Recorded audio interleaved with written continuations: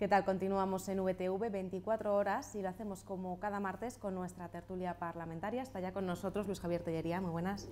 Charly Prieto, muy buenas. Muy buenas. Carmelo Barrio, muy buenas. Hola. Y Edurne García, muy buenas. Fríos y buenos días.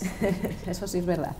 Bueno, vamos a empezar hoy con una intervención de Carmelo Barrio porque vamos a hablar de unas iniciativas que va a presentar el Partido Popular en el Parlamento para que se revisen los perfiles de euskera en las próximas ofertas públicas de empleo que convoca la Administración Autonómica. En mayo de 2016 el Partido Popular presentó una iniciativa similar a esta y fue tumbada por el Partido Nacionalista Vasco y por Euskal Herria Bildu. Entonces empezamos, si os parece, con la intervención de Carmelo y luego ya, bueno, pues habléis los demás. Carmelo. Sí, bueno, no es de esta legislatura, es de las últimas legislaturas cuando el Partido Popular, el Grupo Parlamentario Popular y también otros grupos parlamentarios, porque ha habido iniciativas conjuntas la legislatura pasada, sin ir más lejos, ha pedido la revisión, ¿no?, del planteamiento de la valoración del euskera en las ofertas públicas de empleo. Nosotros pensamos que está sobrevalorado el euskera, la exigencia de conocimiento, de perfiles en muchas de las plazas, y que sobrevalora el euskera por delante y por encima, y muy por encima de otros aspectos de capacitación o de preparación académica o de preparación para determinadas profesiones, como son pues, másteres o doctorados o especializaciones, ¿no? Es decir, eso es un elemento que está ahí, que nosotros pensamos que se tiene que revisar. Lo hemos pedido, como tú bien has dicho, en mayo del año pasado, lo hemos pedido en la legislatura pasada, lo hemos pedido en otras legislaturas, esa revisión, y sobre todo pues ahora que se acercan las ofertas en sanidad, pues entendemos que hay un elemento de reflexión importante para el gobierno vasco de cara a esa cuestión. Es decir, que el PL2 esté calificado o esté puntuado con 18 puntos y el doctorado con la mitad de puntos, un doctorado X en una materia X, pues nosotros lo consideramos excesivo, y nosotros efectivamente en ese planteamiento queremos llevar al Parlamento esa reflexión y esa exigencia al gobierno de que module, de que valore la necesidad de revisar la exigencia del planteamiento del euskera como de esa manera sobrevalorada en las ofertas públicas de empleo. Y además es que hay que tener en cuenta también otro tipo de factores, y es la igualdad de los ciudadanos y de las ciudadanas a entrar en la administración pública y hacerlo en las mejores condiciones de igualdad, y además de hacerlo. No se puede exigir al ciudadano de Ollón, al ciudadano de La Guardia, de La Rioja Alavesa, las mismas condiciones en relación con el conocimiento del euskera que en el Goierri o que en Oyarzun, ¿no? Es decir, que yo creo que hay que hacer una revisión general. Es decir, por supuesto que hay que valorar el conocimiento del euskera, y por supuesto que hay que valorar los puestos que efectivamente lo requieren, pues porque tienen una necesidad específica de conocimiento del euskera, por supuesto, o de acceso al público, o de estar con el público en directo en determinados puestos y partiendo de esa realidad sociolingüística de nuestro territorio, de nuestra pequeña comunidad autónoma. Pero Álava no es igual que Guipúzcoa, Guipúzcoa no es igual que Vizcaya, y Álava no es igual que Vizcaya, ¿no? Yo creo que ese es un planteamiento también que nos tiene que llevar a la revisión, vuelvo a decir, desde y no es lo mismo ser un administrativo de cara al público que un guarda forestal, o que un bombero, o que un biólogo que está en un laboratorio y que necesita una serie de conocimientos específicos, y que el euskera no es uno de ellos, ¿no? En ese caso, bueno, pues en ese sentido y con ese planteamiento nosotros pues trataremos una vez más de provocar ese debate parlamentario y de entender que, como ya lo hemos hecho, que la necesidad de revisión de las normas que dirigen, que organizan las ofertas públicas de empleo en relación con el euskera, pues bueno, pues modulen desde luego esa sobreexigencia, rebajen esa sobreexigencia que tiene el euskera en las ofertas públicas de empleo, atendiendo pues a la necesidad y a la realidad sociolingüística. Bueno, después de tu exposición empezamos con Luis Javier, si os parece, y ya continuáis. Muy bien. A ver, tradicionalmente, siempre que se acerca más o menos una temporada electoral, pues el Partido Popular lanza este debate. Tradicionalmente ya llevamos muchas legislaturas en que lo lanza. Esta vez Bueno, ya se acercan las municipales, todavía queda año y medio, pero está toda la pelea con Ciudadanos que tiene a nivel de Estado sobre quién es más español y menos español. Y entonces el debate lo vuelven a sacar. Lo vuelven a sacar en un país en que la lengua oficial, una de las lenguas oficiales es el euskera. Es una lengua oficial. Donde tiene que prevalecer en la administración pública el principio de equidad, de que un ciudadano cualquiera, en cualquier sitio, porque el euskera es oficial no en Vizcaya, no en Guipúzcoa, no, en Euskadi, en todas partes. Y cualquier ciudadano tiene todo el derecho a acceder a los servicios públicos y que se le atienda en cualquiera de los dos idiomas oficiales. Y claro, además en el debate es perverso, porque termina por aparecer una especie de dicotomía de o eres euskaldún o eres buen profesional, como si fueran algo contradictorio. Y no, el euskera se valora como en otros puestos de la administración pública, exactamente igual que en otros puestos. Por cierto, Osakidetza en los perfiles de euskera no sigue los principios de la administración general, las exigencias son un poco menores, pero es lo mismo que en Madrid alguien pueda decir, oye, ha venido un señor que tiene 3 doctorados, 8 másteres en Stanford y no puede sacar la oposición porque no sabe español. Pues es normal. Dice, pero es muy bueno, ya, pero tiene que examinarse. Hay que pensar primero que la OPE de Osakidetza, primero hay que aprobar el examen. O sea, primero hay que aprobar el examen de conocimientos. Lo pueden hacer en euskera o en herdera, en lo que quieran. Y después está ya la valoración del conocimiento de euskera como una valoración obvia cuando estamos en un país, insisto, en que la lengua oficial es el euskera y en que los ciudadanos tienen todo el derecho a ser atendidos en euskera. Y por tanto, volvemos a tener el debate desde la política, desde lo electoral, desde la manipulación, para intentar generar una dicotomía a nivel social de que el euskera es lo que prevalece en las oposiciones a Osakidetza. En las oposiciones a Osakidetza lo que prevalece es el conocimiento, el aprobar un examen de conocimientos técnicos para la plaza que uno quiere optar. Después se valora el doctorado, se valora el euskera, se valora el inglés, se valoran otros idiomas y se valoran otras. Y la antigüedad. La antigüedad es lo que más vale. Quiero decir, los años que uno lleve trabajando es lo que más vale, sin lugar a dudas. Y a partir de ahí, yo lo contextualizaría en un debate insistente del Partido Popular, en intentar arrascar algunos votos o intentar generar, digamos, alguna tensión social en algún colectivo que se pueda sentir un poco perjudicado por este sistema de oposiciones, pero yo volveré a insistir. Estamos en un país que se llama Euskadi, que tiene un estatuto de autonomía que dice que las 2 lenguas oficiales son el castellano y el euskera.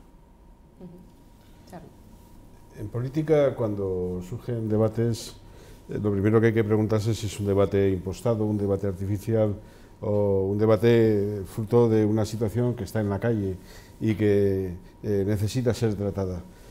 Yo no creo que este sea un debate impostado. Yo creo que, con independencia de cuando elige uno el momento para hacer el debate, ciertamente en la sociedad vasca, en sectores de la sociedad vasca, hay una preocupación con lo que puede significar el euskera como barrera para acceder a un empleo, fundamentalmente por una razón, porque no hay empleo para todos los ciudadanos. Y yo creo que muchas veces hay que ver la raíz del problema, ¿no? Y la raíz del problema es que efectivamente cuando no hay empleo para todos y cuando vemos que cualquier oferta de empleo público que se hace, se presentan 50 veces más ciudadanos que plazas para ocupar hay, es porque efectivamente para tener autonomía personal hay muchas personas que consideran que el empleo público es un espacio de cierta garantía y que quieren acceder a él, y por tanto es razonable que en un país donde existen 2 lenguas oficiales pero no están igualmente desarrolladas, pues aquel que no conoce una de ellas, la menos desarrollada, que es el euskera, bueno, pues quiera tener las menos barreras posibles para acceder al empleo. Yo creo que eso es razonable pensarlo y es razonable expresarlo, y por lo tanto la política se tiene que hacer eco de eso. Yo creo que la revisión de los perfiles es un asunto que sale cada poco tiempo en los debates, y sale cada poco tiempo porque hay un malestar en determinados sectores de la sociedad. Yo, por tanto, sí diría que es bueno hacer esa revisión con naturalidad, con normalidad, sin emplear palabras de calibre grueso, sin poner al euskera como un elemento para generar odio, confrontación, división o distintas categorías entre ciudadanos en el País Vasco, que a veces eso se utiliza desde la política. Yo creo que lo perverso es eso. Yo creo que el euskera no es una lengua como lo es el castellano, como es el inglés, en sí mismo no son lenguas perversas. Es perverso a veces la manipulación que se puede hacer de la lengua como arma arrojadiza para confrontar en lo que sea, ¿no? Y con esto es con lo que hay que tener cuidado. Yo creo que pedir la revisión de políticas que sabemos que generan una cierta conflictividad, tensión, preocupación, como se quiera llamar en la sociedad, es algo natural, es algo normal y deberíamos de hacerlo con esa naturalidad y con esa normalidad, sin que fuera un elemento de confrontación o un arma arrojadiza entre nosotros, ¿no? Ciertamente a veces en la propuesta de los debates suele haber un cierto oportunismo, no una oportunidad, sino un cierto oportunismo, y bueno, pues eso puede ser también criticable. Pero yo me quedo con que es cierto que hay determinados puestos de trabajo en los que hay buena parte de la sociedad que considera que es exagerado lo que se exige de idioma frente a la necesidad que un ciudadano puede tener para acceder a un puesto de trabajo, y yo creo que eso hay que compensarlo. Y bueno, nosotros sí estamos por la labor de poder revisar los perfiles, pero de hacerlo con total normalidad, con total tranquilidad, con respeto a la lengua y sin necesidad de confrontar en algo que no es necesario hacerlo. Nosotras no estamos en absoluto de acuerdo con esta serie de propuestas que presenta el Partido Popular, porque entendemos que responden sobre todo a dos objetivos. Uno, que ya se ha comentado, bueno, esa pelea que existe y que estamos todos viendo ahora en los medios de comunicación dentro de la derecha española, donde al final se está utilizando derechos como es el derecho al conocimiento de una lengua, en este caso el euskera, en otros sitios el catalán. Bueno, pues se está utilizando ese derecho para al final confrontar, para al final etiquetar a buenas y malas ciudadanas, mejores o peores españolas o vascas, y creo que este es un problema, y además que el Partido Popular suele utilizar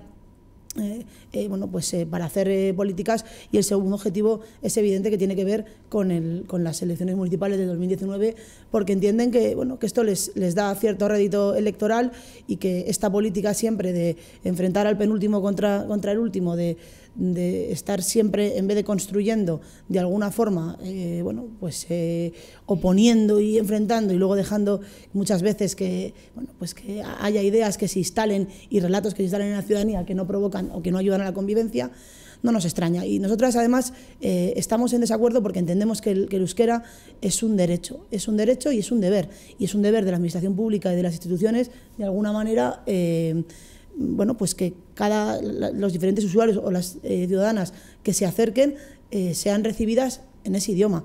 Es evidente que hay una serie de requisitos, que por supuesto es muy importante la experiencia, es muy importante lo que viene siendo la formación, la titulación o los méritos y las capacitaciones para ese trabajo, ese puesto de trabajo, pero por supuesto en una administración pública y en una institución nosotras tenemos que defender el derecho a una lengua que no hace más que enriquecer. Al final tenemos que entender que las lenguas, y defenderlas y dotar de recursos a la formación, porque nosotras vemos que las medidas tienen que ir por el lado contrario, por el hecho de que la formación y el acceso al euskera sean gratuitos, es decir, que todo el mundo tenga derecho a estudiar de forma gratuita el euskera, porque es parte de nuestra identidad, es parte de lo que nosotros entendemos un Estado plurinacional, entendemos que es una herramienta que ayuda a la convivencia, que ayuda a la cohesión social, y que es fundamental dentro de una administración pública y de una institución. Es un derecho que tenemos que preservar y al que tenemos que dotar de recursos. No es normal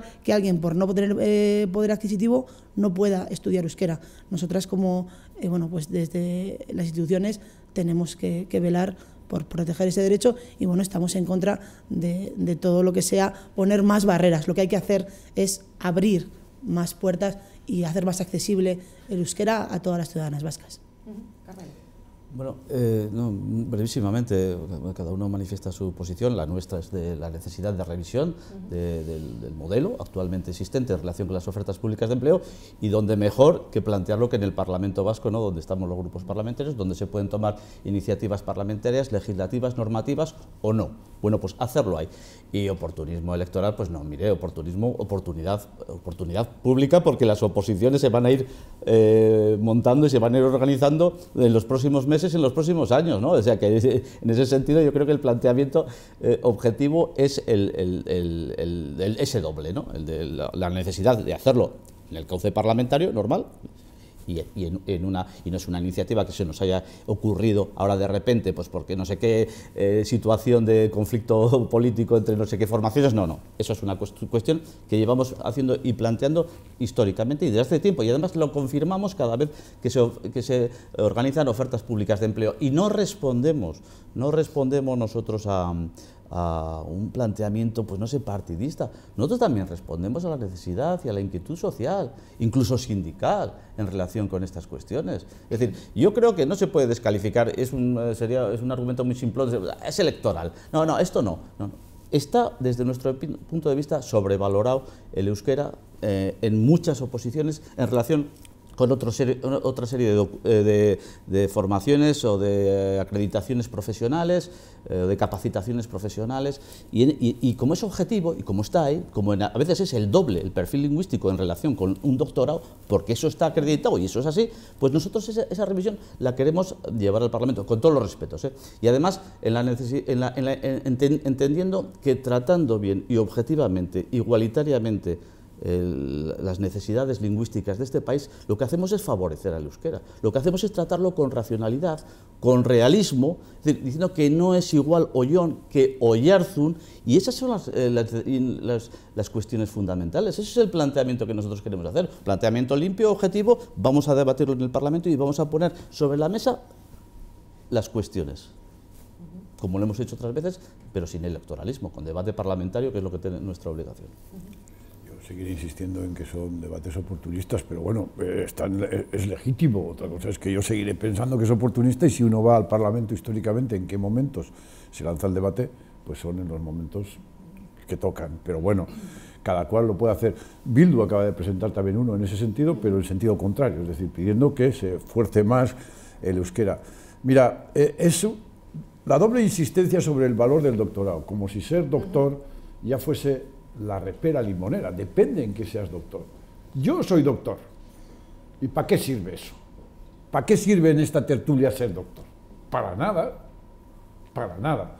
Entonces, en cambio decimos, vale más el euskera que el doctorado. Claro, insisto, porque el euskera es una lengua oficial de este país, y el doctorado no es una exigencia en este país. Nadie, cuando va a la consulta de un médico, va a decir, ¿es usted doctor? No. Pues entonces no, voy a otro médico que sea doctor. No, eso no es así. Pero, y también las realidades sociolingüísticas. Estoy ya un poco cansado, parece que como en Oyarzún o en Antzuola se habla mucho euskera, ahí el médico, claro, evidentemente tiene que saber euskera para reforzar eso, mientras que en Vitoria, como no se habla casi, pues que no se hable. Con lo cual, seguimos extendiendo la brecha del euskera. Yo vengo, por mi realidad física, tengo que asistir con frecuencia al UA, y la verdad, tampoco esfuerzo yo, es decir, si nos entendemos en castellano, nos entendemos en castellano, pero prácticamente ningún médico de ahí habla en euskera. Eso es, para mí es un problema, no lo es, pero para otra gente lo puede ser. Y lo lógico sería ir poniendo más gente que hable euskera en el UA. Y volveré a insistir, aquí hay que aprobar primero el examen de médico, de profesionalidad, y después se valora el euskera. En Madrid, para ser médico, si no sabes castellano ni te puedes presentar. ¿Por qué? Porque el castellano es la lengua oficial de Madrid. Y aquí el euskera es la lengua oficial, y no la ponemos como eliminatoria, la ponemos como un valor más, que es lo que tiene que ser. Y además las realidades sociolingüísticas de las distintas partes del territorio habrá que irlas compensando, precisamente habrá que irlas compensando. Bueno, Carmelo y Luis Javier nos explica un poco su postura de por qué el euskera puntúa tanto.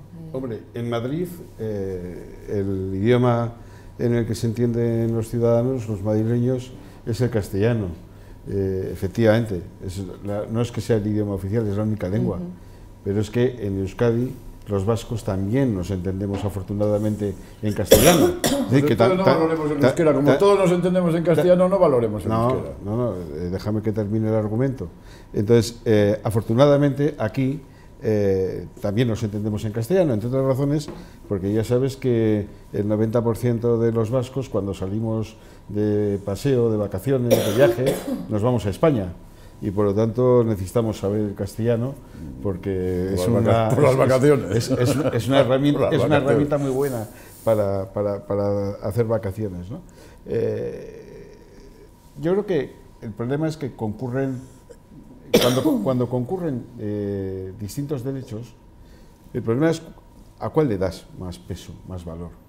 Y lo he dicho al principio, si aquí hubiera empleo para todo el mundo, probablemente no estaríamos en esa discusión, porque bueno, pues uno puede trabajar en la empresa pública o en la empresa privada y por lo tanto lo que es su realización, su autonomía personal, su capacidad de tener una retribución económica, pues lo tiene resuelto. Lo que pasa es que aquí no ocurre eso. Como no ocurre en otros sitios, pero bueno, en este caso lo que ocurre es que no hay empleo para todos, hay ofertas públicas de empleo, hay ciudadanos que no han accedido al euskera por infinidad de razones o que no tienen el perfil correspondiente y que frente a su administración, a la que contribuyen exactamente igual que el que sabe euskera, es decir, que pagan los mismos impuestos, pues se considera que tienen sus derechos mermados porque lo más importante, que es el empleo, no lo pueden tener por esa circunstancia. Bueno, yo creo que esto es razonable atenderlo, revisarlo. Ni tan siquiera digo si hay que cambiarlo o en qué sentido hay que cambiarlo, pero creo que es razonable atenderlo, es razonable que los perfiles se acomoden también a la realidad sociolingüística de cada una de las zonas, también a la necesidad que tienen determinados funcionarios a relacionarse o no con el euskera, con sus ciudadanos, y de hecho en Euskadi no hay problemas con el euskera, es decir, no hay quejas, bueno, en ningún sitio hay quejas con el segundo idioma, pero en el País Vasco no hay quejas en relación con que la gente está molesta porque no puede ser atendida en euskera. Entonces, en fin, no lo pongamos tampoco eso como una necesidad vital, como algo que es que si no genera desesperación entre los que son euskaldunes. No, es que no hay desesperación por ese asunto.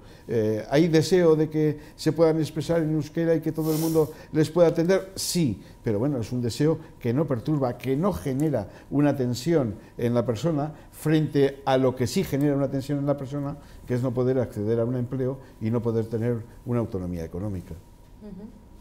Bueno, como bien sabe Charlie, que ahora estaba bromeando, el euskera al final, más allá de servir para entenderte cuando vas de vacaciones a España o a otros sitios, es una herramienta una expresión cultural mucho más potente y además que nos recuerda quiénes somos. Y es que creo, por insistir, que es lo que tenemos que hacer. O sea, lo que tenemos que hacer, si en algunos sitios de Euskadi no se habla tanto euskera como en otros, lo que habrá que hacer como lengua oficial es que toda la ciudadanía tenga acceso a estudiar euskera y que toda la ciudadanía tenga un conocimiento de euskera, porque es un derecho para las ciudadanas, pero es un deber de las administraciones públicas y en este caso del gobierno velar por ese derecho y poner las herramientas necesarias para que se pueda, para que todas las personas conozcan, entiendan y hablen el euskera, y entonces no suponer un problema o no estar debatiendo cuáles son los requisitos para un trabajo. Es evidente que al final lo que nos importa es que todo el mundo pueda tener un trabajo, que todo el mundo esté capacitado, que todo el mundo tenga una experiencia y que el euskera no sea un elemento, un arma arrojadiza políticamente hablando entre diferentes partidos para, bueno, que además no hace más que enfrentar, porque si no, es que ahora el Partido Socialista defiende el derecho del trabajador a tener un empleo, los partidos nacionalistas defienden el euskera, los partidos de corte estatal, de corte españolista, defienden... No. Lo que aquí tiene que importar es que todo el mundo tengamos, que tiene que quedar muy claro, somos un Estado plurinacional. El euskera es un idioma oficial y lo que tenemos que hacer es estar, yo creo que muchos más abiertos mentalmente para entender que todas deberíamos hablarlo, conocerlo y entenderlo, promoverlo desde las instituciones, y entonces este debate de cuáles son los requisitos quedaría al margen, porque ese derecho y ese deber lo tendríamos todas. no es más. Y para eso, evidentemente, que sea gratuito creo que es fundamental. Bueno, cambiamos de tema. Este jueves tenéis pleno en el Parlamento y los sindicatos de la Ertzaintza se van a reunir frente al Parlamento en una concentración que se va a celebrar bajo el lema "Ya es suficiente", nahikoa da. Exigen al Gobierno vasco que se sienten a negociar soluciones a los problemas de organización y seguridad. Y además, bueno, pues coincide, ¿no? Esta concentración ha sido convocada días después del fallecimiento de un ertzaina por parada cardíaca que llevaba 13 horas de servicio continuado desplegado para atajar esos enfrentamientos entre el Athletic y el Spartak de Moscú. Me gustaría conocer qué os parecen un poco estas peticiones de este cuerpo de policía. Entre ellas, por ejemplo, el sindicato de la Ertzaintza Esan pedía la vuelta de las pelotas de goma porque, según dicen, el cuerpo a cuerpo no es operativo. Bueno, a ver, a mí me ha sorprendido que ha habido algún jueves que hemos ido al Parlamento que no estaban los sindicatos de la Ertzaintza, pero llevamos 6 años que están todos los jueves y todos los viernes. O sea que otra cosa es que a mí lo que me parece un poco dramático es que aprovechen la muerte de un ertzaina por causas naturales, sobrevenidas probablemente por un cierto estado de estrés, pero y en vez de meterse con los que ocasionan digamos, los disturbios y toda la complejidad de convivencia en la ciudad de Bilbao, en este caso, siempre hacen lo mismo. Terminan por echar la culpa a los mandos, a los cargos políticos, etcétera, etcétera. Vierten ahí toda su inquina, toda su tensión para intentar forzar la negociación. Piden la dimisión de la consejera, del viceconsejero, dicen que con armamento de juguete no se puede ir. Yo tampoco entiendo de qué armamento, de si hace falta bolas. Sé que la historia de las bolas tiene también un historial un poco dramático en este país. Ni me corresponde a mí tomar esa decisión. Sí me corresponde decir una cosa a los sindicatos. Primero, que no van a retomar, lo vienen haciendo desde hace 6 años, o sea que pidiendo una negociación, que yo estoy seguro, me consta en cualquier caso que se está negociando, pero bueno, ellos siguen forzando desde su presencia en las puertas del Parlamento todos los jueves y los viernes a la mañana normalmente, y que en vez de echar en cara a los elementos de la ciudadanía que provocan conflictos, vuelcan todo el conflicto hacia las autoridades políticas, que son las que según ellos no saben gestionar cómo hay que hacer las cosas. Yo no creo que sea así, yo creo que hay que analizarlo desde otra perspectiva, pero bueno, yo el jueves cuando vaya al Parlamento haré como todos los jueves, saludarles y entrar al Parlamento mientras ellos siguen insistiendo en la necesidad de una negociación que por otro lado se está haciendo y que yo creo que además lo de las 13 o 14 horas también lo ha dicho la consejera. Eso está pactado con los sindicatos, son sus sistemas horarios, trabajan algunos días mucho para luego coger una semana de vacaciones, yo qué sé. Ese es su sistema pactado con los sindicatos, con lo cual no pueden reprochar ahora, digamos, a la patronal, entre comillas, que ese es el motivo de una muerte. Es continuamente manipular toda una situación trágica para intentar verter unas culpas sobre alguien que realmente estoy convencido que no las tiene. Cuando hay una situación dramática como la que hemos vivido en estos días, con el fallecimiento del ertzaina, es razonable que todo el mundo con buena intención quiera preguntarse por qué ha ocurrido y quiera también saber cómo puede evitar que esto vuelva a ocurrir. Yo creo que eso es razonable. Muchas veces decimos aquello de que no se puede gobernar, no se puede legislar en caliente, pero no es menos cierto que cuando hay fracasos claros, y la muerte es un gran fracaso cuando se produce en estas circunstancias, es razonable que todo el mundo trate de revisar por qué ha sucedido y cómo se puede evitar. Yo desde ese punto de vista me parece que la tarea de seguridad es una tarea permanentemente abierta, permanentemente revisable, permanentemente negociable, y a mí me parece bien que los sindicatos quieran con la consejería revisar sus protocolos, sus actuaciones, sus efectivos, sus métodos de disuasión. Me parece muy bien todo eso, me parece muy bien, y además me parece que es razonable hacerlo en este momento, siempre sin exagerar y sin estirar los argumentos por lugares que no se debe hacer. Si es cierto que los horarios están pactados, pues igual se llega a la conclusión de que hay que revisarlos, pero lo que no se puede decir es que los horarios sean una imposición, sino que son pactados.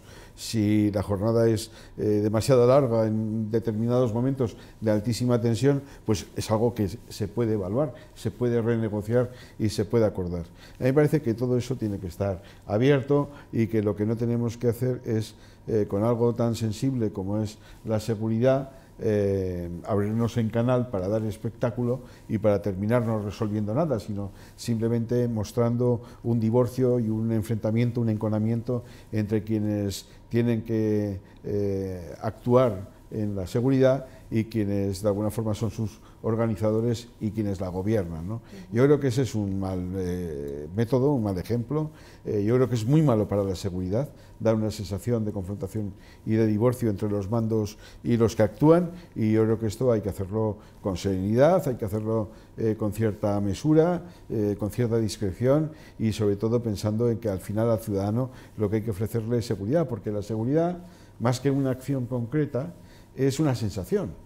Es decir, el ciudadano se siente seguro o se siente inseguro, porque todo ciudadano no tiene un percance, pero sin embargo la seguridad e la inseguridad la ve cerca o lejos en función de cómo afecta a sus semejantes, ¿no? Por lo tanto, en fin, yo creo que hay que aplicar mucha racionalidad. Y quiero decir una última cosa que sí me parece que es el elemento más novedoso de este asunto que estamos hablando, y es que frente a los fachas, burros, animales salvajes y todos los calificativos que se les quiere hacer a los hinchas rusos o turcos o de cualquier otra nacionalidad, en realidad el problema lo teníamos aquí. Es decir, son vascos, los contrarios a un concepto de convivencia, de libertad, de defensa de los derechos humanos, son vascos. Los que han provocado la tensión son vascos. Es decir, los rusos han sido la excusa para que un montón de gente absolutamente antisistema, en el peor de los sentidos, que gente probablemente que sigue todavía bebiendo de las fuentes del terrorismo y que del terrorismo de ETA y que todavía están por ahí, no organizados del todo, pero tampoco desorganizados, pues aprovechando un evento deportivo salen a hacer sus fascistadas, salen a provocar violencia, salen a generar tensión y bueno, pues podía haber ocurrido mucho más de lo que ocurrió, porque había mucha gente preparada para que ocurriese más de lo que ocurrió. Y yo creo que este es un problema de política vasca en primer término, y a esto sí que le tenemos que hincar el diente todos, porque es un problema que nos ha estallado a nosotros en nuestras propias narices y que es un problema nuestro, no es un problema de los que vienen de fuera, sino de los que están dentro. Sí, la verdad es que comparto la reflexión que acaba de hacer Charlie.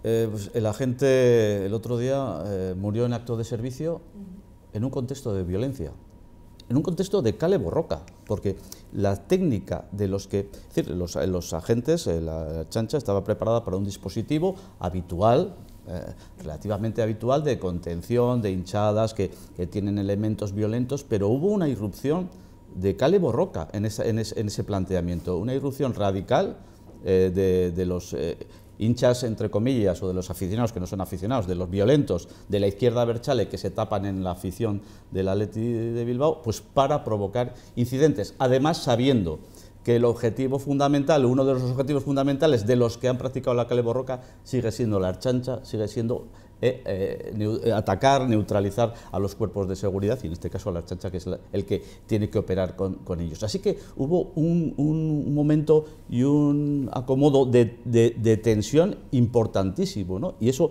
tuvo sus consecuencias lamentablemente. Porque fue en acto de servicio en un contexto de violencia, ¿no?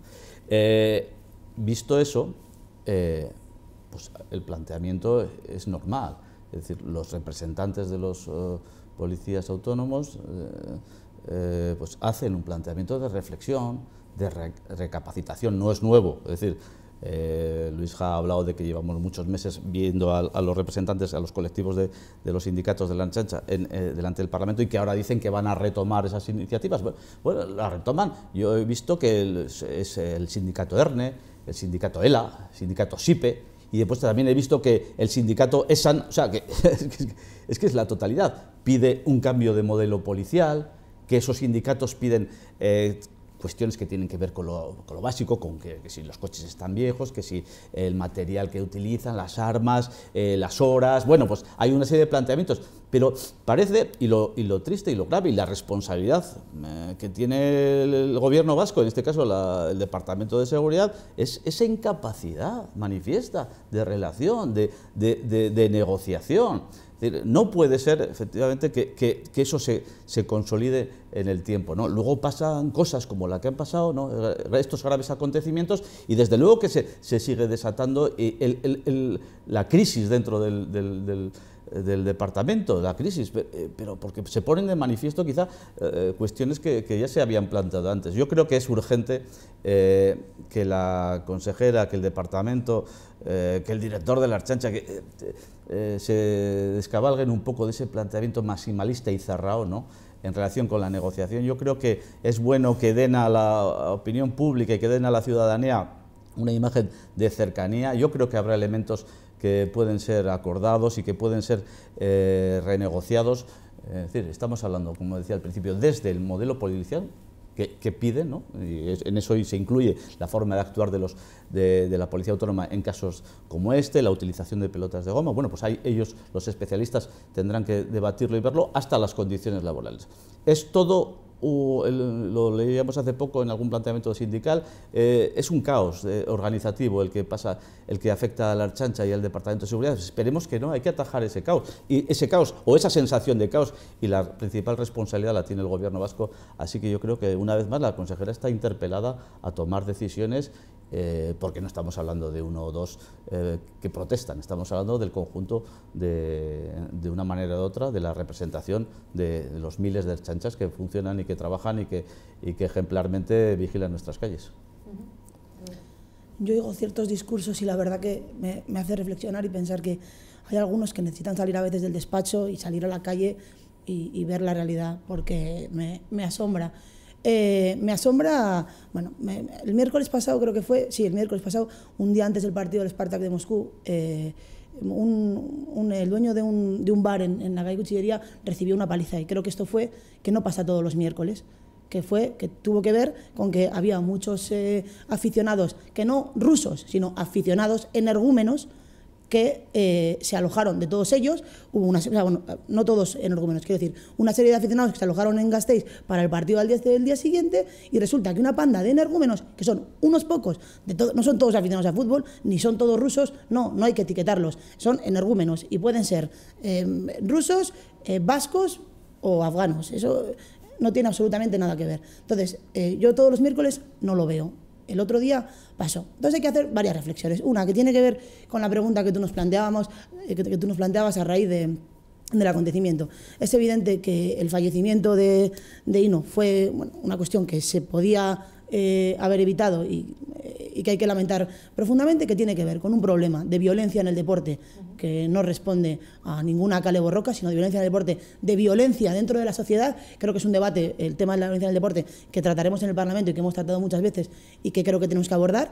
Que lo que no puede ser es que ahora, me parece una barbaridad decir que las pelotas de goma tienen algún sentido. No tienen ningún sentido, porque evidentemente tenemos que lamentar la muerte de Hino, pero tenemos que lamentar la muerte o al final los accidentes por pelotas de goma que se podían haber evitado, y creo que esto hay que decirlo. Hay otro tipo de herramientas. Sí que estoy de acuerdo con Charlie en que es evidente que el modelo de seguridad en Euskadi hay que replantearlo, hay que cambiarlo. Hay una serie de reivindicaciones de la Ertzaintza que nosotras entendemos que desde el Departamento de Seguridad y la propia consejera no ha habido una voluntad política de negociación. Sí que, por ejemplo, el tema de las 14 horas es una parte conveniada por ellos mismos. Hay una serie ahí de contradicciones. También es verdad que hay que apuntar que los sindicatos mayoritarios no son los sindicatos de clase, son ERNA y ESAN, los que hemos comentado, que han tenido hasta ahora una trayectoria más bien pactista, y no entendemos por qué de alguna manera no se resuelven temas como la deficiencia dentro de los equipamientos, el tema de la prevención laboral, y todas aquellas necesidades. Creo que hay que sentarse a hablar, creo que hay que replantearse, creo que lo que no podemos volver es al pasado, porque tenemos ahora como una especie de necesidad de todo el rato para atrás, todo el rato para atrás. No, habrá que mirar para adelante. Las pelotas de goma no tienen que volver a aparecer. No es un modelo de seguridad que nosotras, al menos, desde el Elkarrekin Podemos, defendamos. De verdad, yo he estado en la calle y creo que es una cosa que se debería evitar en todos los sitios. Y luego está el tema de las energúmenas y los energúmenos, porque no puede ser que además siempre hablamos en femenino para algunas cosas, no. Las energúmenas y los energúmenos que de alguna forma, bueno, pues buscan excusas, que sea en el fútbol, que sea la política o que sea cualquier cosa para juntarse, provocar el caos y provocar el odio. Ahí tenemos un problema que creo que no vamos a resolver en esta tertulia, ni humildemente desde el Parlamento Vasco, sino a nivel casi mundial como sociedad, y sí que tenemos que hacer una reflexión. Pero vamos a poner las cosas claras. Evidentemente, los ertzainas tienen sus derechos y el Departamento de Seguridad tendrá que sentarse a hablar, la consejera tendrá que sentarse a hablar y de alguna forma mejorar sus condiciones laborales. Y por otra, lo que no podemos hacer es utilizar la seguridad, la muerte, el miedo todo el rato. Estamos lanzando mensajes de miedo en vez de salir a la calle y decir lo que no puede ser es que parece que vivimos en un estado, y yo vengo de la calle y como mucho he visto pingüinos. Lo que no he visto es un estado de violencia que queremos crear todo el rato. Y disculpadme porque me enfado porque no puede ser que andemos así a estas alturas. Bueno, pues no sé si quieres decir algo más. ¿No? Sí, solo una cosita. Está bien aprovechar el viaje para hablar de Kale Borroka y esas cosas, pero creo que no es eso. Estamos hablando de violencia en el deporte y de energúmenos de un color y de otro, de todos. Y en cualquier caso, insisto, se está negociando. Otra cosa es que alguien no esté de acuerdo en lo que está resultando de la negociación, no aproveche el viaje, pero mientras tanto, la policía española lo que está demandando a sus jefes es el mismo salario que tienen los ertzainas. Yo también quería hacer una matización. Yo desde luego distingo perfectamente lo que es la violencia en el deporte, que tiene muchos elementos de manifestación y que tiene distintos rasgos y distintas intensidades, y lo que es la existencia de grupos organizados con ideologías fascistas, con ideologías de exterminación, y que pueden aprovechar el fútbol como pueden aprovechar una cumbre o una convención económica o un encuentro de países o una expo o cualquier cosa para hacer sus fechorías. Entonces yo creo que una cosa es esa gente que está alrededor del deporte, muy especialmente alrededor del fútbol, y que tiene comportamientos violentos, pero que llegan hasta un determinado escenario, y otra cosa es esa otra gente que está organizada con ideologías ultras para hacer daño, para desestabilizar, y que aparecen cuando hay un evento que se lo propicia. Y yo creo que en Euskadi, por la historia de Euskadi, lo mismo que en Alemania, o lo mismo que en Rusia, o lo mismo que en otros lugares, hay que prestarle atención a esto.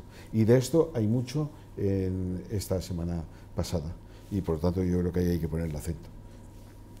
Sí, como elemento también puntualmente, es decir, bueno, yo he hablado de Kale Borroka, es que las técnicas que emplean estos radicales ahora en torno al fútbol son las que se emplean en la Kale Borroka, es decir, y estamos hablando de armas, estamos hablando de elementos contundentes para hacer daño, para atacar a la policía, es decir, esa es la cuestión fundamental. Y yo, además, amparados en el fútbol, tienen una estrategia política, tiene una estrategia de la izquierda a Berchale, y hay que denunciarlo claramente, porque además se comprobó en el minuto de silencio que se guardó en San Mamés por el policía muerto, cuando los radicales no respetaron ese minuto de silencio, entraron después del minuto de silencio y siguieron con sus soflamas de siempre. Que ya sabemos cuáles son sus pancartas. Sus soflamas son las que tienen que ver con la radicalidad, con el nacionalismo más extremo. Ese es el elemento fundamental. Se amparan en el fútbol, pero su estrategia es esa política. Por eso hay que denunciarlo y desenmascararlos. Y por eso, efectivamente, el otro día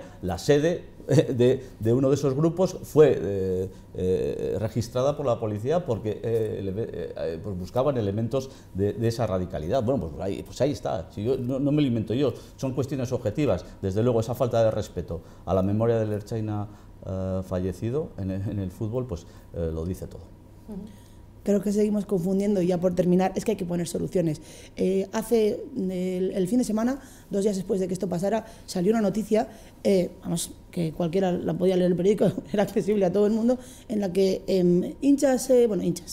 energúmenos que luego acuden al fútbol, rusos habían acudido a Argentina para juntarse con energúmenos que acuden al fútbol en Argentina, porque resulta que de cara al Mundial que se celebra ahora en Rusia, y bueno, habían hecho una especie de pacto, esto lo ponía el periódico, una especie de pacto para enfrentarse juntos a los aficionados, a los energúmenos ingleses. Vamos a ver, si esto lo sabemos, lo que habrá que hacer es que estos señores ni entren en Rusia.